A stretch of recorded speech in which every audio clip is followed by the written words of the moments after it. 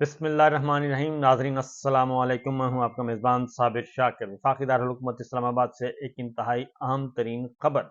पहली खबर यह है कि साबिक वज़ीर आज़म इमरान खान साहब, साबिक वज़ीर ख़ारजा शाह महमूद कुरैशी साहब, मुराद सईद साहब, असद उमर साहब और अली मोहम्मद खान साहब बाइज़्ज़त तौर पर बरी कर दिए गए हैं।